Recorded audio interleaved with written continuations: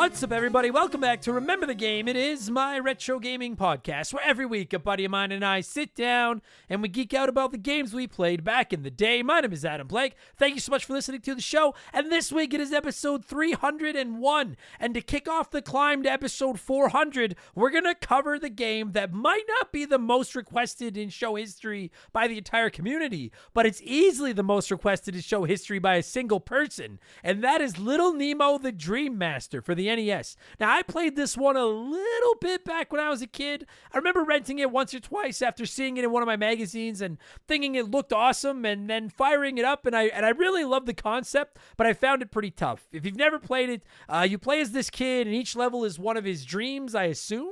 It's a platformer, and all you can really do is jump and throw candy. But you throw the candy into the various animals' mouths, and then eventually it kills them or puts them to sleep or something. And then you can ride them, or in some cases wear their fucking skin, and you get their abilities. It's a lot more morbid when I describe it like that. As a kid, I saw that like, oh my God, I'm just a kid going around feeding candy to animals and then riding them?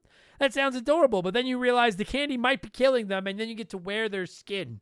But you also get their abilities. If you put on anyone's skin, you get their abilities. So kill me, put my skin on, and you suddenly have no depth perception and be an okay public speaker. It's fucked up. Anyways, you go through each level looking for keys, and then you have to find enough to unlock a door at the end, and then it's rinse and repeat until you get to the final level, get a magic wand, and fight some bosses.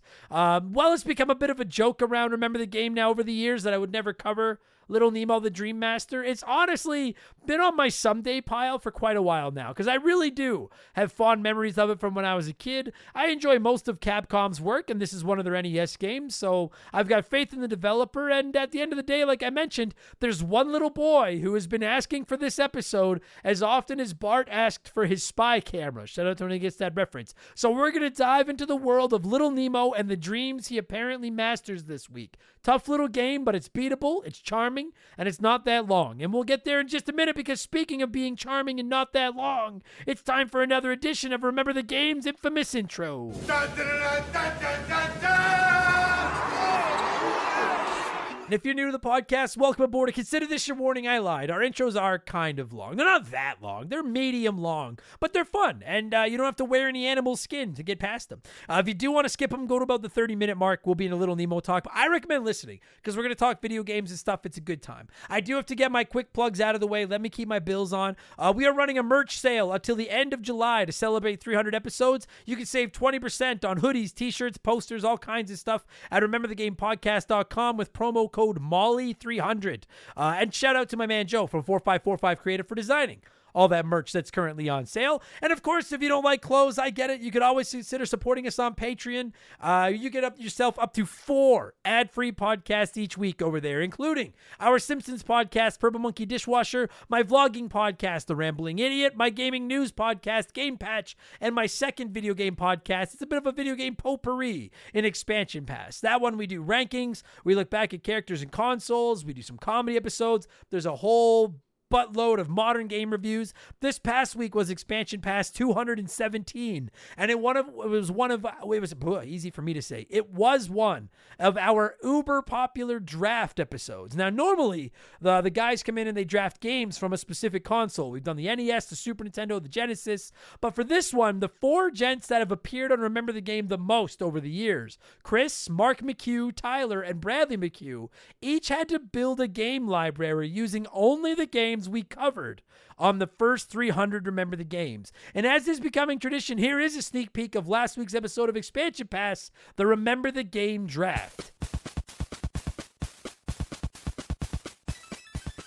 And we're off to the races. So these guys are drafting from every game and movie that we have covered on Remember the Game through the first 300 episodes of the show. I've heard your feedback. We've got a bunch of categories they need to fill well now, in addition to the 3 wildcard spots. This could get interesting. Chris, you have got the very first pick. What game are you taking? What category or slot are you slotting that game into? It's going to go into wildcard 1. It needs no introduction. It's the gold standard of its species. It's A Legend of Zelda: A Link to the Past. I like it. So for the record, strong. Yeah, I have decided that I have not classified Zelda as an RPG. Is that a hot take? It is a little bit of a hot take, not gonna lie. But like, I think what isn't an RPG now?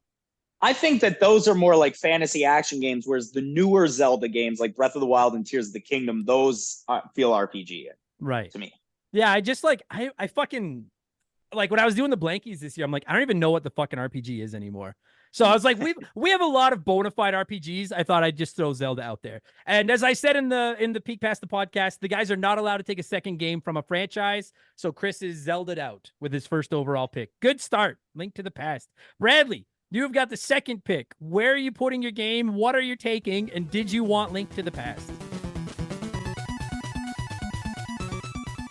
So that's now available in our archives. And this week for Expansion Pass 218, I don't know what we're talking about yet. The Patreons get to vote on the final topic of Expansion Pass each month. The poll is live right now. It looks like it's either going to be me helping people pick what to play next from their backlogs, or me counting down the 10 Sega Saturn games I'd play if I had to play the Sega Saturn. So one of those will be available tomorrow for Patreons. Again, subscriptions start at $3 a month. You get new shows every week. They're all ad-free. You get instant access to literally hundreds of additional archived ad-free podcasts. Plus, you can join the Remember the Game Discord. You get a chance to vote in our polls every month. You get the ability to submit comments from our shows. You get DM with me. I actually check those DMs, so I'll probably reply to you. And you even get a shout out and get to hear me mispronounce your name like I'm about to do to most of these people. A huge thank you to our newest Patreons, Greg Roop, Mustang 5, William Kirby, Travis Sanders, STFC, Jeff Horn, Raul VP, and Majora 6978. Nice. Thank you all so much for the support, and welcome to Remember the Game Industries, patreon.com/Remember the Game. And to wrap up the sales pitch, don't forget we donate 5% of our income over there to charity every year. And you can sign up for an annual subscription that'll save you your 12th month's fees. And don't forget, you can also find me over on Twitch whenever I have time to get over there, twitch.tv/Remember the Game. /Member the Game, not remember. Fuck them. Member the Games. Come by and say hi. That's enough blowing myself. Let's blow some of you by blowing in some cartridges. It is our opening segment here on the show. I read a few comments and questions from our Patreons, usually gaming related, but not always. And we call this segment Blowing in the Cartridge. He blows all right. He blows big time. That's it, honey. Get into the spirit.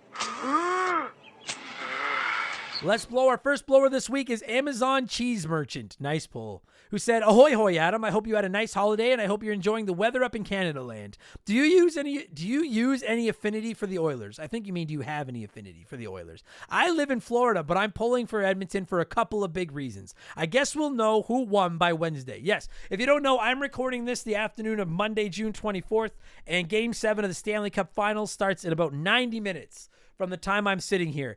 Because people keep asking me, I actually don't hate the Oilers team, but I'm not cheering for them because I'm not an Oilers fan. I'm a Montreal fan living in Edmonton, surrounded by Edmonton fans who never shut the fuck up. And I know some of you are nice. I'm sure Montreal fans are obnoxious as fuck too. Every fan base that's passionate is annoying as shit when you're not part of it. So I am cheering for the Panthers. I don't know who's going to... I have money on the Panthers tonight. I think Florida in 6 before the series started, but now I don't fucking know. Either way, for everyone that's been asking, this city is pandemonium right now. And win or lose tonight, the city is going to burn to the fucking ground. So I hope by the time this episode goes live, everybody sat down and enjoyed Game 7. Because even if you're not a hockey fan, Game 7 of anything is fire. I've watched basketball when it's Game 7, and I can't stand basketball. It's the best thing in sports. The 2 sweetest words in sports. Game 7. Go Panthers. Ace McGuy said, since we'll apparently never get it in North America, and I know you've played it, could you please do a Remember the Game or expansion pass on Mother 3? It drives me crazy that they keep putting that kid in Smash, but no one in the West can even play that fucking game. Legally. Yes, legally, you can't play Mother 3, but illegally, you can get your hands on it. I do have a copy of it, the English translated card. A buddy of mine got it for me for my birthday. Yes. Once in a while, this comes up. I lent it out to a friend of mine. I know he's listening. I need to get it back so that I could replay it to do an episode about it on RTG. But yes, eventually, I think it's safe to say we will cover Mother 3 on Remember the Game. Because not as good as Earthbound, but I like that game. The Archmage said, I just recently got a steamer and it's awesome. I wanted to ask what games you're playing on it or what you recommend. Yeah, congratulations. If you don't know, the steamer is the code name for the Steam Deck here at Remember the Game. I do have one. It is awesome. As everyone knows, I'm not a PC guy, but having a handheld console I can play those games on is fire. As far as what I'm playing on it, I've been playing Cyberpunk on it for like 2 months. And outside of the fact that it inhales the battery in about 90 minutes, Cyberpunk runs fucking awesome on it. So I definitely recommend that. I'd also recommend Red Dead Redemption 2. I've only played a few hours of it, but it runs awesome on there as well. So it's a great way to play some of these giant games. Like the Fallouts are on there, the Witchers are on there, the Elder Scrolls are on there. It's a great way to play these big open world games on a handheld that the Switch, games that won't run on the Switch. And then also, I know Witcher 3 is on the Switch for everybody, right? I know. That's actually where I played it, was on the Switch. But I'm sure it's better on the Steamer. Other than that, I really like it for indies, and I really like it for RPGs. Like, I've played Have a Nice Death on there. Have a Nice Death actually was great on there. I've played a lot of the Steam World games on there. I have Final Fantasy IX on there that I'm actually going to be firing up right away to get ready for an upcoming revisited episode of RTG. Probably not for a while. It's not coming in the next couple of weeks, but eventually. Yeah, dude, it's got so many games. But that, honestly, my biggest pick is Cyberpunk. Oh, and WWE. Dude, WWE 2K23, I'm assuming 24 does as well. 2K23 ran awesome on there. It was fucking sick to be able to play WWE anywhere. Steamer's sick. I'm a big supporter of the Steam Deck. That thing is awesome. Congrats on the pickup, buddy. James Giggy said, with this last Nintendo Direct, I'm growing more and more worried for the new Switch. I just can't see how I will not be let down. In my personal opinion, the Switch is the greatest console of all time, and it's not even close. So the thing is, if they keep giving me gold, I don't even want a new Switch because I can't foresee anything better than the Switch 1, and it would be a $350 letdown. Look, the Super Nintendo is my favorite console of all time, but if you were to put a gun to my head and say, what's your favorite system of all time, the Switch is replacing it, I think, because I've got a lot of my favorite Super Nintendo games on it, plus so many bangers. And I know haters going to hate on the Switch. I am a Nintendo fanboy. I've never hidden that, but I truly think the Switch is just a fucking superb piece of hardware. I'm also very nervous about the Switch 2, the Super Switch, the Switch successor, whatever the fuck they end up calling it, because Nintendo does have a tendency to get in their own way and do something crazy, but they're sitting on what could very well end up being the greatest selling console of all time, so I'm going to hold out hope and have faith that the gaming gods will steer them in the right direction, and all they'll do is release a more powerful Switch, because I think in the end, that's what a lot of us want. Make it backwards compatible, have all my saves and everything transfer over, and then just give him more juice under the hood, or whatever the fuck the term, more horses under the power, whatever the fuck, so that it can run more new games plus all my old games, and then just release more new versions of the popular games that we've already played. Give us new Zeldas, new Marios, new Mario Karts, all that kind of stuff. I understand your concern, James. All I want is a better Switch. I'm assuming based on your comments, that's all you want as well. And I'm hoping Nintendo hears us and that's all they do. At this point, I'm like, I always get excited. Like, I was excited when the PS5 got announced. I was excited for the Series Everything. I was excited for the Switch. I always get hyped when a new console gets announced, but I don't know if I've ever been as jacked for a new system as I am whatever Nintendo is going to do next, just because I'm so captivated to see if they do something stupid. And I'm really hoping that they don't. So just have faith. Have faith, James. Have faith. Shardo94 said, hi, Adam. Congrats on the big 300. Thank you. I recently listened to episode 200 where you talked Final Fantasy Tactics, and I'm really interested in the genre, but I have no experience whatsoever with it. Most websites have this game as their number one game from the genre, but you said yourself that this game is not very welcoming to new players. If you could recommend one tactical game to newcomers, what would it be? XCOM 2, Fire Emblem 3 Houses. I'm a big Gears fan, so maybe Gears Tactics. I would love to hear your thoughts. Cheers. Where I started was Fire Emblem Awakening. Now, the problem is that you need to have a 3D. If you have a 3DS, then I would recommend starting with Fire Emblem Awakening. You can get a used copy for about $50 Canadian. It's not insane, and it's great. I think it's about $50 Canadian. Don't quote me on that. But that's where I started. I think it's a great introduction. Fire Emblem 3 Houses is really fucking good, but there is a lot of like community building and getting to know the characters and stuff, which I know may not tickle everybody's pickle. I think XCOM 2 is pretty complex. Oh, you know what else is a great pick? Because I'm assuming you've got a Switch if you mentioned Fire Emblem 3 Houses. Mario and Rabbids. The first Mario plus Rabbids it's like Mario XCOM. That is a great introduction. Gears Tactics is pretty good as well. Or Into the Breach is another one that's really, really good. And that one's cheap. That's an indie game that never ends. That's another one of my favorites. But Fire Emblem Awakening is where I started. You could probably start with Final Fantasy Tactics. There's just a lot to learn. That's all. And it can be pretty unforgiving. So, whereas the Fire Emblem games, like, turn off permadeath and stuff, and they can be a little bit softer. Let me know who you go with, though. I fucking love the genre, so good luck. Daniel Jordan said, hello, Mr. Blank. Greetings from the mystical kingdom of Ireland. Long-time listener, first-time blower. Since you're so good at voices, I would like you to attempt an Irish accent on the show. I'm 41 years old, and I've never heard a North American in TV or movies do one that didn't sound like the leprechaun from the Lucky Charms commercials. If it pleases me, I may let you have my crock of gold. This is going to be ugly. Keep up the good work, and how about reviewing a tenaciously Irish-related game next St. Patrick's Day? Admittedly, I can't think of any, but we have until March to think of one. See you in the funny pages, Dan. Dan, thank you for the support. Thank you for writing in. Much love to Ireland, even though I've never been there. I assume it's nice. It looks nice. I cannot do an Irish accent at all. All I'm going to do is a fucking impression of the leprechaun from the Lucky Charms commercial, and it's not even going to be good. So what I will do is this is going to be fucking... I'm warning you all right now. I have no idea how to do an Irish accent. So this is going to be genuinely offensive and appalling to everybody. I'll read the next comment in the Irish accent to let you know how this is going to go. All right? Oh, boy. Devil's Cry 007 wrote in and said, scale from 1 to 10, how often do people use their names as a bad pun? Drawing a blank, etc. But no, seriously, that sounds French. I can't do an Irish accent. Fuck you. Ireland is on double secret probation for humiliating me. Fuck you and your whole country and that stupid leprechaun and 4-leaf clovers that aren't even that lucky and Lucky Charms that suck outside of the marshmallows, and we don't know why you won't just sell them. And I know you're going to come back and say it's because we don't own the cereal. It's some American fat cat company. Well, get over here with your beers and your fighting and get rid of them and take over the company and fix your cereal. Fuck you. I can't do an Irish accent. Devil's Cry 007 says, scale from 1 to 10, how often do people use your name as a bad pun? 11, and I fucking hate it. It's the worst. Devil's Cry continues, but seriously, episode 300 reminded me of all the feels Last of Us put me through, but that giraffe scene has never left me. We take for granted being their games that moments tend to hit us hard, and we put the controller down for a second, like that moment in Gears 2, or the ending of Journey was a big that moment for me. What are your top 3 that moments in gaming so far? I won't spoil anything for everybody, but my biggest that moments in gaming, the giraffe scene is nice in The Last of Us, but I'll say the ending.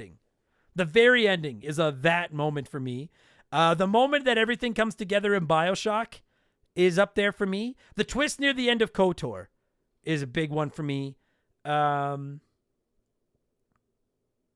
go with those three. Also finding Garrus in Mass Effect 2. I guess it's a minor spoiler, but no, those 3. The ending of The Last of Us, the moment you realize the truth in BioShock, and the twist in KOTOR. And if you know what they are, you're like, oh yeah, bud. Those are big ones. And then finally, before we move on, it's letter time. Pee-wee Squitters wrote in and said, Adam, you're the fucking man. Thank you. About 4 years ago, I had the best job I've ever had. My dream job, if you may. One day, I made a very quick mistake and got removed from my position and put in a much shittier one. I'm in the Navy, so you don't really get fired, you get removed. Depression and work dissatisfaction are definitely a real thing, and getting back to where I wanted to be just felt hopeless. About 2 years later, I discovered your podcast, and holy shit, has it helped brighten my day every day. I could always count on you to put out A+ content. I'd give it like a C-, but and help me not think about how much I hated my job and the regret I felt about fucking it all up. Listening to you about how you chased your dreams and made them reality helped me keep inspired and keep my nose to the grindstone and keep pushing forward to get back to where I wanted to be in life. Well, yesterday I got the call and I got that dream job back, baby. I'll be goddamned if I fuck it up again. Love everything you do. Now I'm going to go crack a beer and play on my brand new Steam Deck. Congratulations, Pee-wee Squitters. I read that one not to suck my own dick, but just to let everybody know that, like, you know, if you're in a job you hate, if something's going on and you don't like it, just don't give up. There's always, you can always just take it one step at a time and know that, damn it, Mickey loves you. And someday you'll get over that hump. I don't know what you could have done in the Navy to get yourself removed. I assume it's like when Homer accidentally went into like enemy waters and then had to explain to everyone it was his first day. But shout out to them. I hate that episode, actually. But congratulations, Squitters. And everybody, take inspiration from Pee Wee Squitters. You, too, could eventually achieve your dream job and then get a brand new Steam Deck. I like it. Thank you so much for all the submissions, everybody. Let's keep this ball rolling and switch things up. Get into our Smash Hit segment, the official game show of Remember the Game Industries Play 1, Remake 1, Erase 1.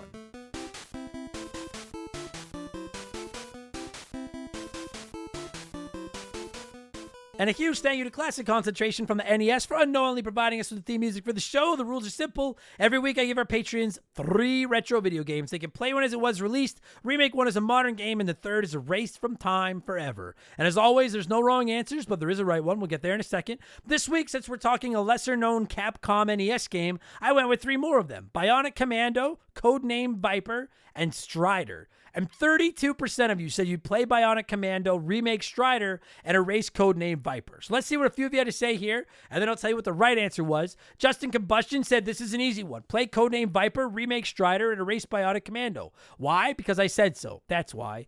That is an A+ answer. I like it. No fluff, solid reasoning all around. No double secret probation for Justin. J. Rodimus Prime said, wow, 3 fantastic fucking games. Watch your mouth, Prime. Watch the language. Can we just get episodes for all 3 of these, please? I'll play Codename Viper to drum up some nostalgia, remake Bionic Commando because there's a lot to upgrade into something awesome on new hardware, and erase Strider because there's already a remake that is pretty sweet. Well, if you erase that, you're erasing the remake too. You're fucked. You're fucked. Actually, there is no definitive rule. I just feel like saying that today. There is no rule on whether or not remakes get erased when you erase, but... Majora6978 said, okay, so for this one, play Bionic Commando as arm mechanic was well ahead of its time and you feel like a boss when you can combo swings and kills. Remake Viper as it is an underrated gem. And then sadly, erase Strider since I could play the better Genesis version. I'm going to let it slide, but we really don't have a definitive ruling on whether erasing a game erases all the other ones. You're rolling the dice, though. I'll tell you all right now. Anyone that does that, you're rolling the dice that you might get fucked over with the erasing and the whole butterfly effect thing. Maverick Marty said, I'll be a little unorthodox in my reasoning this time. I'll play Strider because it came out in my birth year. I'll remake Bionic Commando because it's the oldest. And I'll erase Codename Viper because it looks and sounds the dumbest story-wise. I can't tell you what the story is, but how on earth do you think Codename Viper sounds stupider than Strider? That makes no sense. And your name is Maverick Marty. Come on. I'm not going to probation you, but I don't know. And the Boa said, I'll play Viper. I used to trade games with my buddy all the time so I could play this as a kid. The nostalgia is real. Nothing like that muffled thank you sound when rescuing a prisoner. Oh, is that a thing? I've never played this game, but I miss trading games with my friends. That was good times. Remake Bionic Commando because it's happened and the remake is better, so just do that again, but better. And then erase Strider. Nothing against it, but I don't like it as much as the other two, and rules are rules. And that's solid reasoning. I'm going with the minority this week. I'm going with 14% of you, including Jamie Rostand, who said erase Strider. We have the Mega Drive, Genesis version. Play Bionic Commando. This looks cool, although it's very hard. Remake Codename Viper. I think a 2D HD remake would be awesome. Imagine a platformer with that 2D HD. I'm curious how that would play. Like, imagine Super Mario Brothers looking like that. It'd be funky. Same order, different reasoning for me. I've never played any of these, all right? I don't even know what Strider or Codename Viper are. But I'm going to play Bionic Commando because I think it has the coolest name of the 3, and David Ray keeps talking about it. I'm going to remake Codename Viper because I think it's the second coolest name, and I'd like to think you play as a man that could turn into a snake. And then I'm going to erase Strider because I think that name is lame as fuck. You can stride right into the delete bin, my friend. Delete bin? Yeah, that works. Thank you, everybody that wrote in to play along as always. Speaking of playing, what have I been up to over the last 7 days? Honestly, not much. We've been on the road a lot. I've barely played anything. When I have had time, I have been playing Little Nemo the Dream Master, which you're about to hear about. I've been playing that Prince of Persia, New Crown, Lost Crown, whatever it's called. I haven't had much time, though. I got to get back into it. And I've been playing The Last of Us Part 2 very sparingly, because I haven't played it since it came out, and replaying The Last of Us Part 1 has me hankering for some clickery. And so, anyways. And then I'm about to start Donkey Kong 64 and NFL Blitz 2000 when I get back for upcoming episodes of RTG, which one of those I'm exponentially more excited about than the other, but we will see. Anyway, okay, here's what's going to happen. I need a drink of water. We're going to pause here. We're going to let a sponsor do their thing, and when we get back, it's all Little Nemo the Dream Master talk, all right? We will be right back after this. We've had some great partners over the years here at Remember the Game, but I don't know if any of them have hit home for me quite like Hometown Hero does. No pun intended. Don't start. It's a transparent, honest cannabis company that helps people and gives back to those that have served their country at the same time. I mean, come on. As soon as I read about these guys, I knew I wanted to work with them. Hometown Hero is a cannabis company out of Austin, Texas, and they were founded back in 2015 by a U.S. veteran. They have two goals: create premium hemp products that can help everyone, and to support veterans by donating a portion of those profits to organizations set up to take care of those who have served.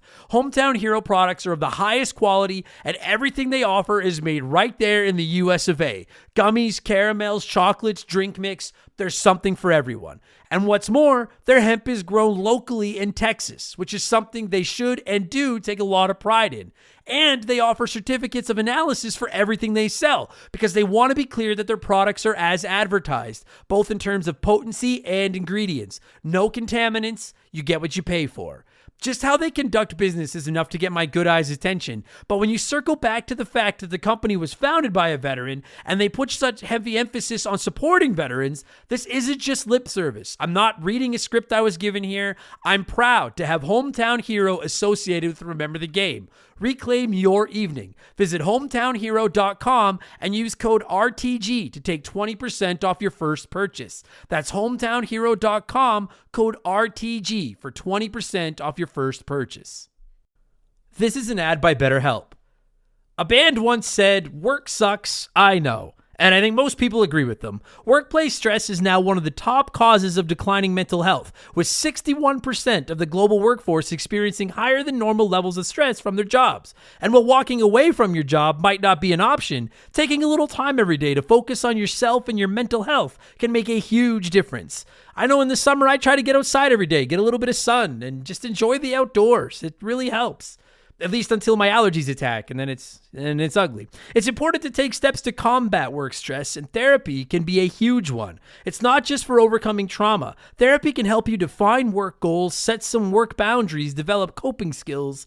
It's like a cheat code for life. And if you're thinking, man, I'm too busy for therapy, well, look into BetterHelp. They make therapy as convenient as possible. You can meet with one of their over 30,000 therapists online and on your schedule, just like over 5 million people around the world already have done. As the largest online therapy provider in the world, BetterHelp can provide access to mental health professionals with a diverse variety of expertise. Unwind from work with BetterHelp. Our listeners get 10% off their first month at betterhelp.com/rememberthegame. That's BetterHelp, HELP.com/rememberthegame. All right, let's talk a little bit of Little Nemo. As always, I like to let you nerds sound off on the game we're covering before my guest and I hog the microphone. And so there was no shortage of comments this week. Let's see what a few of you had to say. Lord Finish said, one of the games from my mom's rainy day stash. An amazing game and one of my childhood favorites. It was something completely new at the time. Graphics were one of the best I've ever seen, and the whole animal suit thing was awesome. It was literally like living the dream for a small boy like me. You know what? I actually agree with a lot of that. This really does have that. I know it sounds hokey, but you are right. It really is like living a dream. You get to like hang out in a world where you get to take over animal abilities and eat candy. It's pretty dreamy. Carbon Fiber Zombie said, hell yes. This game is amazing and creative and nothing else like it. We ended up getting an NES in a garage sale after getting our Super Nintendo, and it came with this game, Top Gun, and some Bugs Bunny puzzle game that no one remembers. The fuck they don't, because that's probably Bugs Bunny's Crazy Castle, and that game's fucking awesome. So you shut your mouth, Zombie. Anyways, Zombie says, I loved riding the animals and their special abilities. Also had no clue this was a licensed game of a cartoon movie. Great pick, and I'm stoked about the podcast. I actually just found out it was a licensed game based on a movie just now. So I didn't know that either. That's bad. I have to look this movie up now. Coda Blaze said, looking back now, that completely black background was a bold and unique design choice that young stupid me could never have appreciated the value of. It was such an exciting game to go to bed thinking about as a kid. I actually like that a couple levels have the solid black background. A, because I think it adds to the level, and B, I think it probably makes the game run smoother. So not every level has it, but I like that solid black background as well, actually. Archangel Otaku said, I'm just going to say it. It's a great game, but damn that train level. I agree with that. I hate that fucking train level. You and I are on the same page on that one, Otaku. Fuck that train level.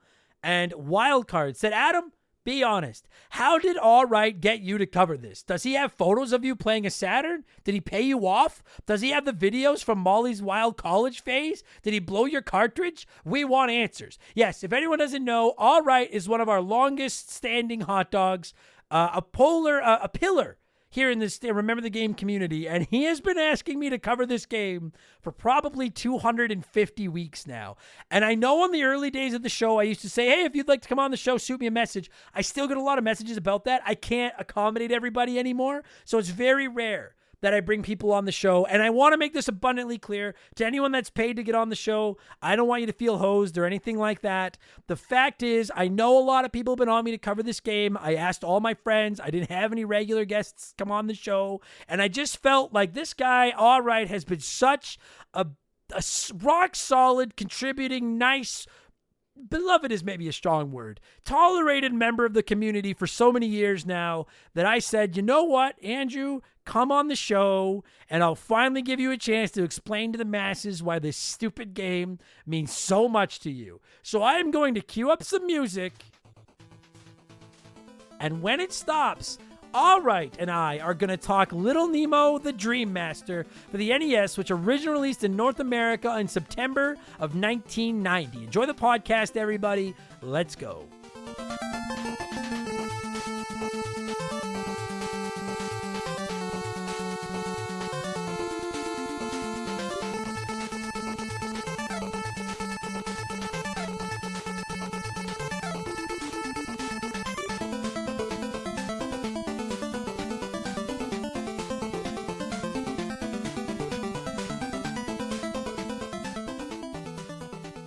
All right, so as I'm sure I explained during the infamous intro, we're going outside the lines of Remember the Game this week. I don't know, maybe it's the 300s. Maybe I'm so far up into the sky that I'm losing all concept of reality. But either way, we're actually bringing a longtime member of ye old community on the show this week to talk about a game that he has been asking me to cover consistently for the better part of 5 years.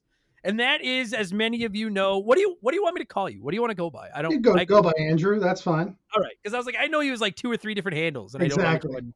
All right, so then Andrew is my guest this week. Andrew, before we even mention Little Nemo or anything, how are you? How's life? I'm good, man. Everything's great. Really happy to be here and talking about one of my favorite childhood games. Yes, and now you, buddy, you are. I don't have the stats in front of me for when you first joined our little group of misfits, but you are an OG. You've been around a long time. Yeah. So I found the podcast during COVID, and that's when, 2020 is when I kind of got back into gaming. But, I'm not the first person to bring this game up in the Discord.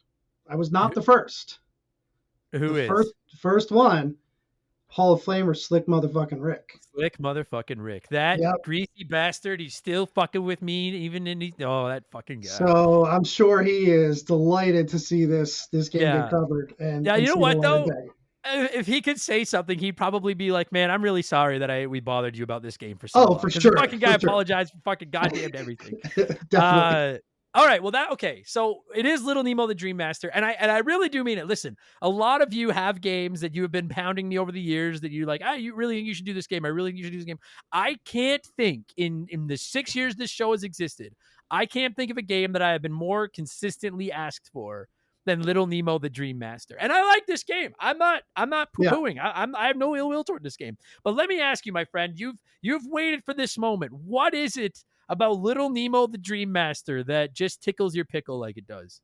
It's one of those games that I remember playing, and it might be the box art. It was not one that I owned, but it was one that we consistently rented. And I had a childhood friend down the street. His name is Derek. He would come down during the summers, and we would play this game, and we could never beat it. But it was always so much fun to play. And I think that, and I'm sure we'll get into it, but that's something that Capcom really just nailed back in that NES era, is that they put out great games that were fun to play. This game is by no means perfect, but it's just a lot of fun to play.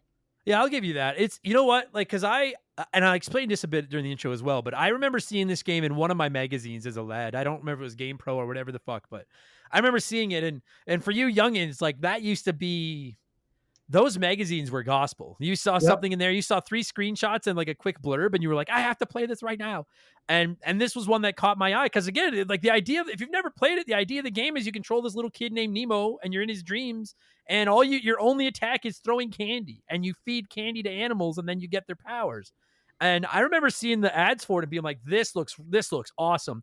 And I didn't realize it as a kid, but realizing now as an adult, I didn't realize it was a Capcom game either. I'm a card carrying member of the Capcom fan club. They must be, even going back as far as the NES. Not everything Capcom does is perfect, but man, is there aren't many studios I think that are as universally liked by gamers as Capcom. Yeah, they have a good rep. Exactly. And this game isn't perfect. It's got some warts, and there were some small things maybe they could have done to make it better. But it looks awesome, it sounds awesome, and it feels great when you play it. It feels really good. Like some of the design choices were maybe not the best, but it's they had it figured out, man, by the end of the NES era here. Yeah, I agree with it. It does play really well. One thing I noticed, because like again, I played it as a kid. I think we rented it once or twice, and like I remember it being pretty tough. I'm replaying it now. I bought it physically about 2 weeks ago to get ready for this episode, and I've been playing it. And in 3 or 4 sessions, like I can get practically to the end of the game. I don't know if maybe I'm just not as shitty at games as I was when I was a kid or not, but like it didn't seem as difficult. One thing I did notice though was like, and I don't want this to sound as a slight toward it because I like this game, but it almost, I'm so used to playing like the Mega Mans. Like when I think Capcom on the NES, I think Mega Man. And playing this, like there's not, it kind of felt like they developed it in like 6 months. Like, and I don't mean that in a bad thing. It's not a bad game, but like it's not super deep. It's not, there's not a, like the levels, you can beat it in under an hour if you know what you're doing, which you can do with the Mega Man games as well. But like, I wish they had made more of these because I'd really like to see what they could do with a sequel or something where they had more time and maybe a bigger budget to spend on it, you know? Like this felt, sorry, go ahead. It was just a little piecemeal. Like, so at the beginning of the game, it's like, okay, we're established that you got to grab these keys, and it puts the focus on exploration, and you're exploring these levels and trying to find these keys. And it feels very open, like not like an open world, but Mega Man is very linear. In this game, it feels open until you realize that there's really only one sequence to get the other animal captures, which are basically your power-ups to get to certain areas and get keys. And it looks open, but once you know it, it really doesn't play open. And like you said, you can finish it in under an hour if you know what you're doing. Yeah, and I agree with that. It really gives the allure that it's, or the allure. It gives the I don't know what the word is. It makes you feel like it's got more freedom to it than it does. Not that it's bad. I'm not saying that's bad. It's a fine game, but I just, it really, you are right. It just like, so I don't know for how many people that know. I know I don't do a lot of history lessons on this show, and this isn't a history lesson, but like the NES was a goddamn phenomenon, and Nintendo put every gamer was trying to make his, or every company out there was making. That's why there's so many shit games on the NES, because every game developer under the sun was like, get games out as fast as possible and get them on the NES, like sell. And by Capcom standards, I felt like this one kind of came across like they were like, we have, like you said, piecemeal. They're like, we have a little bit of spare time. Let's throw this game together and get it out there. Still better than a lot of the junk on the NES. Yeah. But it did feel like something that they, like, someone wrote in and mentioned how, like, in the first level, the background is solid black. And I think that works because it's nighttime and it makes everything else pop. But I do also wonder if a little part of that was like, that'll speed things up. Like that, you know what I mean? I don't know. Well, I don't know. I agree. And when you get to the second level and they have that, more detailed background, the sprites are all flickering like crazy. And there's a lot of slowdown in that. Like you saw, especially like in Mega Man 3. Part of that origin might be because, so this was like an early 1900s comic strip, and then they made a movie in the late 80s about it. I did try to watch the movie for this, and I got about 5 minutes. It was mostly Nemo screaming the whole time, like on his bed as it's flying through. I'm like, I can't do this. I can't watch it.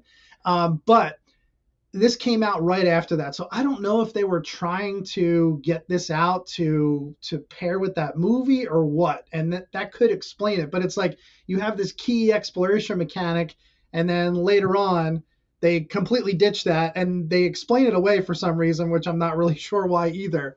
And the game completely changes, 2/3 of the way through it. Yeah. Yeah, that's fucking weird too. I agree. Yeah. People have mentioned this movie and I was like, fuck, I wonder if I need to look up this movie or not. But that makes me less inclined to watch the movie.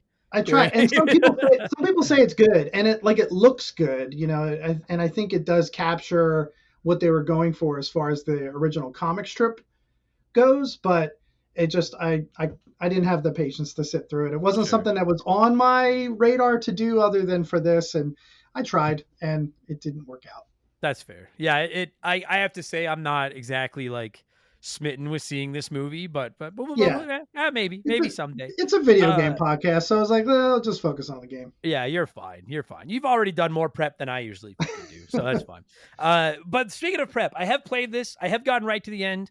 I remember thinking it was hard as a kid, and we're going to talk about the levels and stuff. I remember thinking it was hard as a kid. I remember people saying it's hard. When you Google it right now, like the Wikipedia page and stuff, some of the reviews are like, it's too hard. I have to say, man, it's not that it's easy, but like by NES standards, this isn't that bad. Like Mega Man is harder than this is. Yeah, for the most part, I would definitely agree. I played this the other day. I played this back to back with Mega Man 3. And Mega Man 3, I was sweating a lot more during that. Once you know what to do in this game, it's really not too difficult, except for like one or two spots. There's one spot toward the end that gets really tough. Other than that, when you know what to do and you know how to manipulate the enemies around it, it's not too bad. Yeah, because that's one of the things. Like it's respawning enemies are nothing new in NES games, but this game, man, the fucking respawn clip of this game for the enemies is like.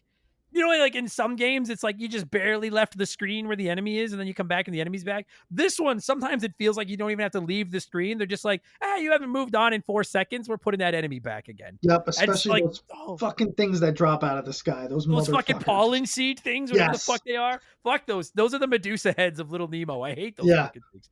But what offsets the difficulty is first of all, it does have the infinite continues, which I have to say, huge fan of NES games that include infinite continues. I don't think lives have a place in gaming in 2024, but obviously on the NES they did. But like, let us keep continuing. It's if you want to do it with a password system, then okay, but let us keep continuing. Don't make me start all the way over again. And in this game, it really doesn't punish you at all because there's not many checkpoints. So when you may be halfway through a level and you lose your last life, you reboot back at the beginning of the level and you really don't lose any progress until you get to what are basically like the Wily stages towards the end, where it's 3 stages, but really, 1 stage. And if you die and you need to, or you game over, it does make you start back at the beginning of Nightmare Land. Yeah. Well, and like you mentioned, so much of this game I found, like when I first started playing it, I was like, fuck, this is tough. And then you play it a little bit and you realize that a lot of it is, so like the object of each level is to collect a certain number of keys. And like, and it's when you've never played it before, you actually don't know how many keys you need. And it can be a little bit infuriating when you get to the end of the level and you've got 5 keys. And then it was like, oh, you need 6. And you have to go back through the level and find that last key. Or when you have 5 keys, you're searching for the 6th key, and then you get to the end and they say, oh, just kidding, in this level you only need 5. That also will piss you off. Oh, son of a bitch. And it but once you've played it a couple of times and you know how many keys are in each level, not only do you know how many keys are in each level, but you know where all the keys are in each level, suddenly it does become an exponentially faster game because I can hop into the first few levels now, and the only reason anything goes wrong is if I happen to fuck up a few jumps and get caught by some enemies. But otherwise, like I know exactly, like 2/3 of the game is exploring levels and figuring out how many keys I need and where all the keys are. And once you know how many keys you need and where all the keys are, then it just becomes just execute it. And to be honest with you, like, again, up until near the end of the game, I really don't find the game very difficult once I know where everything I need is. Right. Now you're just rolling. And then obviously like the big hook gameplay wise to this game is you just play as this stupid kid Nemo with purple hair who between every level his parents yell at him that he won't stay in bed. And I gotta Yeah. say, his parents seem like half-assed alcoholics that are like downstairs, and they're Well, not actually going up and checking on their kid. They're just yelling at him to go back to bed over and over again. yeah, and I think the first one, it's like he's in bed and they're telling him to go back to bed, and then he's in bed later on and they're telling him to get up. It's like, what the fuck do you want me to do, Mom? Yeah, Like, what I do you know. want? Like, listen here, you fucking half-ass parent. How about you go check on your goddamn kid? Yeah, I agree. Yeah. Those little cutscenes mean. I have to say, the story of this game means fucking Oh my nothing to God. me. Oh, Like it's I don't get it. Like, so you're So- just a kid dreaming and feeding animals candy, and then all of a sudden at the end of the game, there's like a giant fucking blurb of story right before the end. yeah. So if you let it go at the beginning, there's like a little cutscene at the beginning, which it's actually decent. And there's a clown that comes into your room on a blimp, and he tells you that you need to go to Slumberland to be a playmate for the princess. And right away, it establishes that girls have cooties, because the only thing that makes Nemo pause to get in the blimp with this random clown is that it's a girl, and it'd be weird for him to be a playmate with a girl. Then the clown says she's not just a girl, she's a princess. And he's like, well, anyway, she sent me here with a bag of candy. And then Nemo says, oh, I like candy. Anyone smart enough to give me candy can't be bad. And then he gets into the blimp. Like, the only thing that's missing from making this a nightly news special is like a white van or something. Yeah, no shit. Well, it's because to be fair, when I was a kid, I don't ever remember my parents telling me not to get in a blimp with strangers. Like a van, Yeah. yes, but a blimp, I think my dad would have been like, take your chances. You So don't get he to go was up on a just blimp like, often. Go see. Yeah. He's like, let's go. I'm out of Yeah, here. it We've makes got no candy, sense. So And then you're basically just going from level to level in these dreams, feeding animals candy. It's fucking big. I don't get it, but laced the with levels what to make them fall asleep? I don't know what that I shit's know. laced with, but that's the most fucked up thing. It's like, so when you get into the levels, like the controls are hella simple. You can't run, you can't do anything. You basically you can kind of jump, and you can throw pieces of candy up in the air. And there's all these weird monsters and animals and shit walking around in these levels. Like the first level, you're in like the mushroom forest or whatever the fuck. And when you throw the candy, it has one of two reactions. If it's an animal that doesn't want to eat it, when it hits them, it just like stuns them for a moment, and you can try to sneak past them, but that's it. Or if it's an animal that'll eat it, they'll start chewing it. And if you throw them 3 pieces of candy, like Andrew said, for I don't get why, but it puts them to sleep. It kills them. Yeah. I don't know. It knocks them like I know dogs aren't allowed to eat, like they can't eat like licorice or something. You can like kill them. So I'm Okay. like, maybe that's what this candy is doing. I don't know. yeah, But- it doesn't quite kill them, because then you can, you get to ride the lizard like Yoshi. So Yes. it still is living somehow, but this candy has manipulated it in a way that it is now yours. Yeah, and I really do like. I think at the end of the day, that's kind of the crutch of the gameplay in this game is the ability of like, especially when you're playing it for the first time, it's not knowing what animals am I going to be able to feed candy to and take control of in this level, because it's all kinds of different. Like it starts out, it's like the frog thing and the mole that digs and the lizard that can climb walls. But then like eventually, like there's bees, there's fucking gorillas, there's fish, there's all kinds of animals that you can take control of. And I think that really like it. To be honest with you, if there wasn't for the animals and their abilities, it'd be kind of a boring game, because like he doesn't move fast, he has no attacks, he just has a shitty jump and throws candy. Like Nemo's kind of a bitch. He definitely is a bitch, but he even says, like, in the game, like when you get into it later on, he's like, well, I can't go, free the king of Slumberland. I'm just a kid. Like, I don't know what the fuck I'm doing here. Yeah. But with that being said, like it controls really tight. It does. I think the controls on it, like he moves slow, but he is also a kid in this foreign world. And I think they do a great job of capturing that like this kid really doesn't belong here and he needs help to get through each level. And you're not able to do it without the use of those animal friends. And like you said, I think you nailed it. That's really the crux of the gameplay is finding those power-ups. And a lot of them are fun. They're fun to use. Not all of them, like the mole sucks. He's only in that first level just to dig down and find that one key. But, some of them are a lot of fun. And that is what makes the gameplay of this enjoyable. Well, and you're right. Like it does control well. It I think what offsets those controls just a little bit is the fact that like it is if you've never played it, like the respawn rate of some of these enemies is fucking relentless. And Nemo's got like no health. Kid has 3 hits and it is really easy to get hit. Even just trying to jump over some basic enemies like the snakes that crawl at you and stuff. Like he's very responsive. He jumps when you tell him to. He jumps how you tell him to. But you don't it's not Mario 3 where you're literally jumping 20 times the height of enemies over them. Like you're barely covering some of these guys. Yeah, it's tight. Like you have to be precise with a lot of that. And that does make it that's where the difficulty I think comes from. Oh yeah, because otherwise like there's no timer. There's not a lot of holes. There's a couple, but there's not a ton of holes to fall in. It's mostly just the fucking nonstop barrage of enemies coming at you. And again, you can't fight them. When you're Nemo, all you can do is freeze them with candy. And you know what I found replaying it? Some of the enemies, I would freeze them with candy, and like those snakes that come at you, if I froze them with candy, it actually made them harder to jump over. Yeah, you can't you need them moving towards you to get over them. Yeah. So I was like, well, what the fuck good is this then? Like, why am I wasting my precious candy on these stupid animals? Yeah.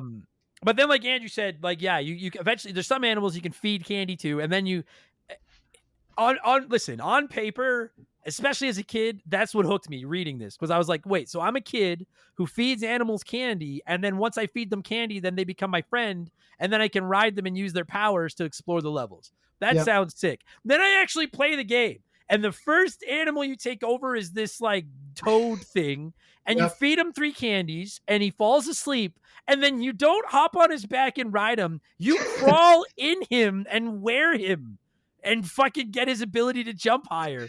And I was like, I understand it's a video game and we're all just having fun, but that's a little fucked up. Oh, yeah. And you wear these animals' skin and you get their powers while you do it. Yep. It's a little morbid. Is it that much different? Is it that much different than the frog suit in Mario 3, though?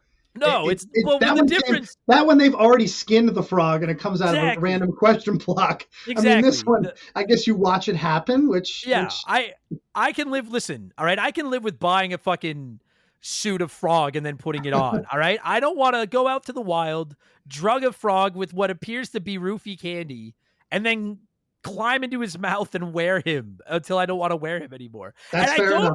And it's weird. Some enemies you climb inside them and wear them, and then other enemies you like the lizard or the gorilla, you ride their back. Yeah.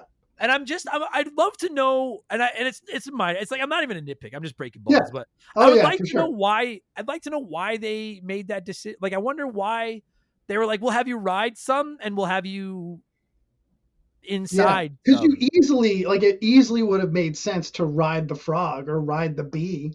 Oh yeah. Instead of wearing them. Yeah. But I mean, Nemo looks sick as a bee, though. He does. That's sick. The coolest costume is the bee. Oh, for sure. Yeah, I agree with that. Okay. I want to get into the specific animals and their powers and stuff. So I'll let a sponsor in here. I need a drink of water. So I'm going to let a sponsor in here. They will peddle their wares, and we appreciate them doing so. But then when we get back, we'll talk about all the different animals you can climb inside of. That fucking sounds weird, but we'll be right back. It makes sense. Okay, so I don't know the final tally, but there's there's probably 8 or 9 animals that you can ride or ride in or ride on. Minor thing, but like I found it, I don't know. I don't even know. It's not even a criticism. I guess you need to have enemies, but like there's enemies in the game where some of them like, you're like, man, I wonder what'll happen if I ride that animal. And then you realize that there's some of them you can't. And minor thing, I guess, because you had to have enemies, but I can't help but wonder with some of them, like, fuck, I wonder like what would have happened if I could ride that? Like, I don't know. Do you know what I mean? Like there's a few I would have. The ones that you can ride are pretty like docile. Like they're just kind of hanging there and just shuffling back to forth versus the other ones that are coming at you like ready to kill you. So it is like obvious, I think, which ones you can capture and which ones you can't. But yeah, some of them, like I think the snake would have made, could have made a cool level. You could have made a cool level out of that. Given an attack versus just having it come at you. But Yeah. Well, and like you said, like as a kid, I think it was a little bit more like, man, I wonder what I could do with these. Like as an adult, yeah, it's pretty. You throw a piece of candy at them, and like you said, the ones that are gonna like the ones that you can't ride are usually the ones coming at you quickly trying to kill you, and then the other yeah, ones are just kind of standing there, and you're like, all right, that one seems friendly. But then yeah, when you throw the candy, either it hits them and they just do a little stutter and they're stuck for a second, or they do the giant like chomp, and you can tell right away if they're chomping, because if they're chomping, then they're one you can ride. Do you have a favorite? Is it the Oh, bee? it's got to be the bee. I mean, you Has can to be. fly and you have an offensive attack with the stinger. Yeah. So you can fly to a point, right? You get like about 10 seconds, which makes it a little bit more difficult. I like that. But it reminds me of like the raccoon tail in Mario 3. Yeah. Where Yeah, that because I agree the bee is the best one because you can fly yeah. and you can shoot your stingers, so you got both worlds. But I will say that limited flight fucked me the first time because in that it's like Oh the yeah. second or third level where you get the bee and he's Yep. down by all those spikes, and I was Yep. like, oh, okay, well now I can fly out of here, grab the key, and get out of here. And I just about got to the key, and then I fell back down and died in the pit. And I was like, Yep. well, what the fuck? Apparently, you're just an incredibly out of shape bee It's a that can only great last troll. for about 8 seconds. That is a great Capcom troll there. I It applauded is. the devs for that one. That fucked me. And toward the end, there's the one level where you have to go up into the attic. Oh yeah. And many a time I would try to fly up there with the bee, and I would come up like one push short, and he'd fall all the way down, and I'd have to find the right place to jump off of to be Yep. able to fly up there before I ran out of gas. Yeah. So Yeah. there's the one with the attic, and then there's the other auto scroll up, which in the clouds, where you have to Yes. stop on the clouds on your way up. And then you have enemies there too, which is again a tough section the first couple times you do it. After you learn it, it's not too bad. But I thought they did a great job with the bee. I also love the gorilla. I thought they did an awesome job with the gorilla. You only really get to see him in that second level, but that Yeah. punch, when you punch those snakes in the face, it's very satisfying. It is satisfying. I like that the gorilla's got an offense and then he can also climb the walls and stuff. But Yeah. and I think my favorite thing about the gorilla is that you actually ride him. I think it Yeah. looks. I genuinely think like because you were right that Nemo looks cool when he's wearing the bee skin, but like for the most part I think it's cooler when he's riding the animals than when he's Yes. wearing them. And I Yeah. love that you're riding that gorilla. The only problem with that fucking gorilla dude is in that goddamn level.